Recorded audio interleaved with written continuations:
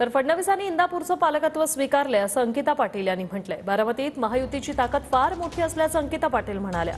बारामतीत महायुतीचा उमेदवार जिंकेल असाही विश्वास अंकिता पाटील यांनी बोलून दाखवलाय। सोबत अंकिता पाटील आहेत। काय सांगणार, आज देवेंद्र फडणवीस या ठिकाणी आलेत आणि तुमची जी काही खतखत होती ती सगळी ऐकून घेतलेली आहे। त्यांनी सुद्धा काही मुद्दे मांडलेले आहेत। म्हणजे एकूणच जी काही नाराजी होती, जी काही खतखत होती ती आज दूर झाली असं म्हणता येईल। आज निश्चित पद्धतीने ती दूर झालेली आपल्याला दिसतेय। आज सगळ्या कार्यकर्त्यांची जी भूमिका आहे, सर्व जे प्रश्न आहेत हे त्यांनी समजून घेतले। त्यांनी इंदापूर तालुक्याचं पालकत्वही स्वीकारलेलं आहे। त्यामुळे मला नाही वाटत आता काही आम्हाला कुणाला काही आता विषय राहिलेले आहेत। त्यामुळे एकत्रित पद्धतीने सर्वजण काम करतील अशी मला आशा आहे।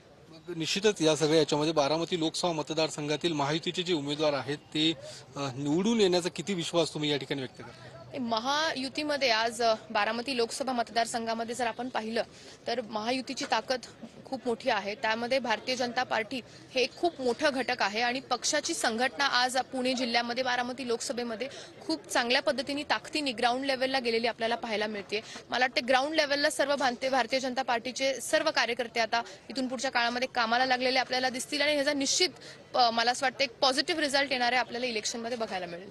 कॅमेरामन अभिजित पिसेसह योगेश बोरसे, TV9 मराठी, इंदापूर।